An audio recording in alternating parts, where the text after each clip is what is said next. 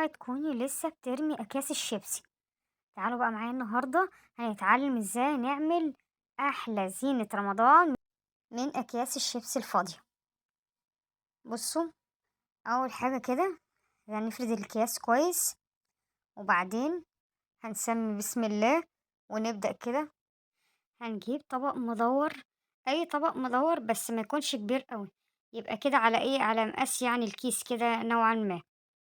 وبصوا هنقص من فوق، هنحدد الاول بالقلم. تمام بالشكل ده، قلم بقى، الوان قلم جاف اي قلم.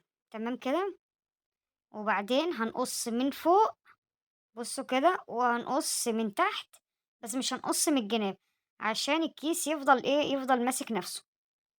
لاني انا جربت قبل كده، عملتها على بعضها للاسف وطلعت بايظه خالص. بس هنقص بالشكل ده كده.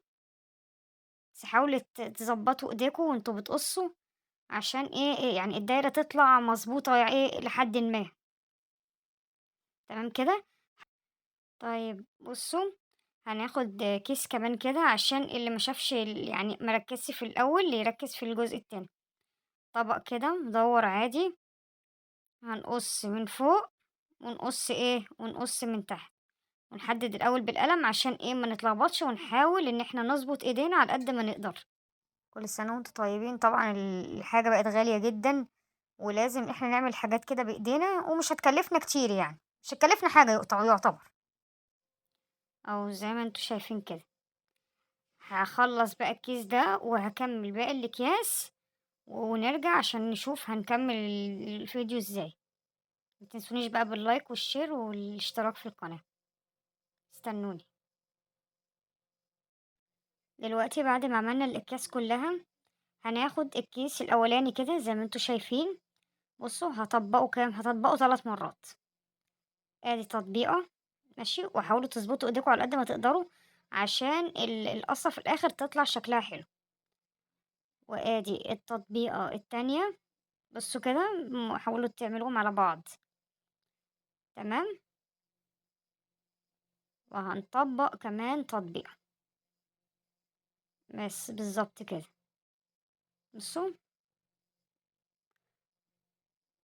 حاولوا تظبطوا ايديكم عشان الدنيا تطلع مظبوطة معانا، عشان احنا لسه هنلزق الكام كيس دول في بعض. بصوا، بعد ما ظبطت الدنيا كده وتسوت كل حاجة، هنعمل ايه بقى؟ هنجيب المقص. بصوا هنقصها ازاي. هنقص مرة يمين ومرة شمال، بس حاولوا ان انتوا لما تقصوا تبقى يعني تخلوا اخر طرف كده اللي هو حاجة بسيطة. ادي مرة ومعوجاها، وقصة وقصة المرة التانية الناحية التانية بقى. خد كده القرطاس ده كله من الاول للاخر زي ما انتوا شايفين كده. هكمل بقى بقية الاكياس بنفس الشكل، واوريكم الشكل النهائي كده مبدئيا. بصوا، يبقى شكلها حلو اوي. شكلها حلو كده من غير لسه ما ظبطناهوش يعني، بس شكلها كويس اوي. نكمل الباقي ونرجع تاني. كده دلوقتي بعد ما خلصنا الاكياس كلها، هنعمل ايه بقى؟ هنلزقهم في بعض من النص كده بالدبل فيس، او بالصمغ او بالغيرة او بدباسة. اهم حاجة نلزق الوش بس من النص، الوش بس، عشان يلزقوا في بعض ونعرف نفردهم. بصوا كده، ده الدبل فيس ده كان عندي فمكنتش بستعمله، فقلت بقى جه وقته. وزي ما انتوا شايفين كده من النص، هنلزق كل الورق كده من النص، نشوف الشكل النهائي في الاخر. بصوا هو انا ملزقتوش كله، انا لزقت ورقتين بس. ده بيبقى الشكل النهائي، بيتشد كده وبيتعلق من الناحيتين.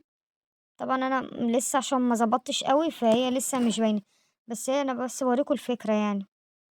تعمل بقى كذا كذا كيس وبنظبطه ونلزقه من النص كده. ايه رأيكم؟ شكله جميل والله.